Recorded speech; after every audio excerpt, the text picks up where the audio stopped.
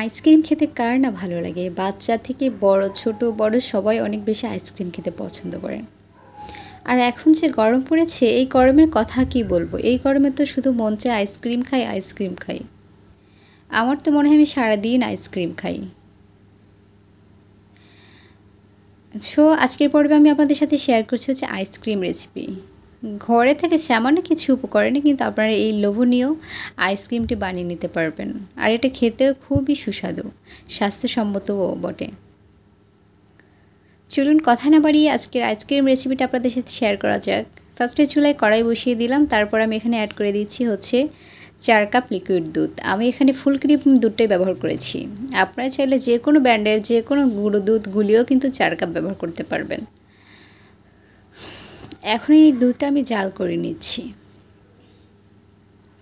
তার আগে আমি দুধের সাথে অ্যাড করে দেবো চিনি। আমি এখানে দিয়ে দিচ্ছি 1/3 কাপ চিনি।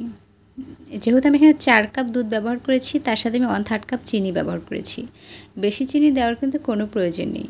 এই চিনিতেই কিন্তু একদম পারফেক্ট মিষ্টি এসে যাবে এই আইসক্রিম বানানোর জন্য। এখন এই দুধটা জাল করে আমি ঘন করে নিচ্ছি। খেয়াল রাখবেন দুধে যেন কোনো প্রকার সর না পড়ে। অনবরত নেড়েচেড়ে এই দুধটা জাল করে নেবেন। তারপর এর সাথে আমি অ্যাড করে দিলাম 1 কাপ গুঁড়ো দুধ। যখন দুধটা জাল করতে করতে আধা কাপ হয়ে যাবে, তখন আপনারা এর মধ্যে গুঁড়ো দুধ অ্যাড করবেন। তার আগে গুঁড়ো দুধ অ্যাড করার কোনো প্রয়োজন নেই। আর একদম গরম অবস্থায় যখন আপনি গুঁড়ো দুধটা অ্যাড করবেন, তখন কিন্তু এটা জমাট বেঁধে যেতে পারে। এরপর এর সাথে আমি অ্যাড করে দিচ্ছি 2 টেবিল চামচ কর্নফ্লাওয়ার, 4 টেবিল চামচ পানির সাথে মিশিয়ে এর মধ্যে দিয়ে দিলাম। তাহলে কিন্তু এই যে দুধের মিশ্রণটা আমি আর গুঁড়ো দুধের যে একটা মিশ্রণ তৈরি করেছি, সেটা খুব তাড়াতাড়ি ঘন হয়ে যাবে। এখন এটা 5 মিনিট মতো আমি জাল করে নিচ্ছি।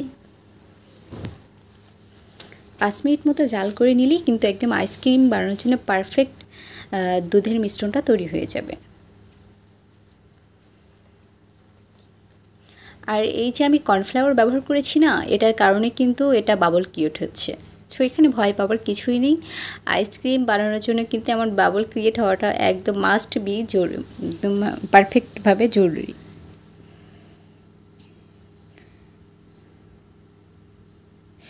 ভিউয়ার্স, আপনারা কিন্তু এভাবে বানিয়ে নিতে পারবেন একদম বাসাতেই হেলদি ওয়েতে আইসক্রিম। ব্যাস 5 মিনিট এটা আমি জাল করে নিয়েছি। এখন আমি এটা চুলা থেকে নামিয়ে নিয়েছি। যখন এই দুধের মিশ্রণটা কিছুটা ঠান্ডা হয়ে যাবে, তখন আমি কিন্তু এটা আইসক্রিম মোল্ডে ঢেলে নিব। একদম গরম অবস্থায় কিন্তু আইসক্রিম মোল্ডে এটা ঢালতে যাবেন না, তাহলে কিন্তু আইসক্রিম মোল্ডটা গলেও যেতে পারে। আবার হচ্ছে এটা ঢালার কোনো প্রয়োজন নেই। আমি এটা 5 মিনিট মতো জাল করে নিয়েছি কর্নফ্লাওয়ার দেওয়ার পরে। তারপরে এটা আমি 5 মিনিটের মতো রুম টেম্পারেচারে রেখেছিলাম।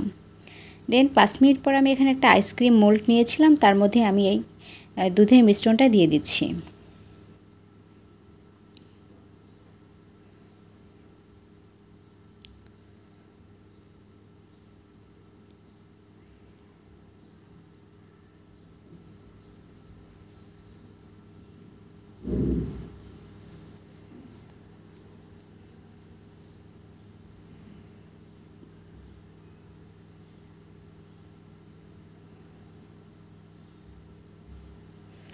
এবার আমি এই আইসক্রিম বোলটা এটা ঠান্ডা করে নেব। একদম রুম টেম্পারেচারে যখন আসবে, তখন আমি এটা ফয়েল পেপার দিয়ে ফয়েল করে দিচ্ছি বা সিল করে দিচ্ছি। এরপর আমি এটা 8 ঘন্টার জন্য ডিপ ফ্রিজে রেখে দিব। তার আগে আমি এর মধ্যে দিয়ে দিব যে আমাদের আইসক্রিমে যে কাঠিটা থাকে, সেই কাঠি দিয়ে দিব। আমি এখানে বাঁশ দিয়ে কিন্তু কাঠি বানিয়ে নিয়েছি। আপনারা চাইলে বাজার থেকে কিনে আনা কাঠিটা ব্যবহার করতে পারবেন। তার আগে আমি নাইফ দিয়ে এটা ছোট ছোট করে কেটে নিচ্ছি। যেদিক দিয়ে কাঠিগুলো প্রবেশ করানো যাবে, সেভাবে আমি নাইফ দিয়ে এই ফয়েল পেপারের উপর দিয়ে কেটে নিলাম। এই যে দেখতে পাচ্ছেন, আমি কাঠিগুলো কিন্তু তৈরি করে নিয়েছি, বাসাতেই নিজেই তৈরি করে নিয়েছি। এখন এই ফুটো দিয়ে কিন্তু এই কাঠিগুলো আমি প্রবেশ করিয়ে নিব। দেন এরপর আমি এটা ডিপ ফ্রিজে রেখে দেব 8 ঘন্টার জন্য। 8 ঘন্টা পর ফিরে আসছি। 8 ঘন্টা পর কিন্তু আইসক্রিমগুলো একদম পারফেক্টভাবে সেট হয়ে গিয়েছে। এবার আমি এটা 1 মিনিটের মতো পানির মধ্যে, অর্থাৎ এটা ডুবিয়ে রেখেছিলাম, একদম পুরোপুরি না, মোটামুটি গোলা পানিতে এটা ডুবিয়ে রেখেছিলাম। তার মধ্যেই কিন্তু আইসক্রিমগুলো খুব ইজিলি ওঠানো যাচ্ছে।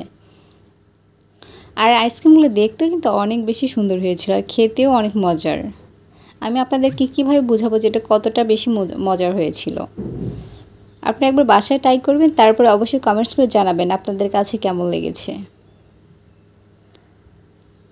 সো আজকের মতো এ পর্যন্ত, আবার দেখা হবে নতুন কোনো ভিডিও নিয়ে। সবাই এ পর্যন্ত ভালো থাকবেন, সুস্থ থাকবেন আর কমেন্টস করে জানাবেন আসলে আপনাদের মূল্যবান মতামত। আল্লাহ হাফিজ।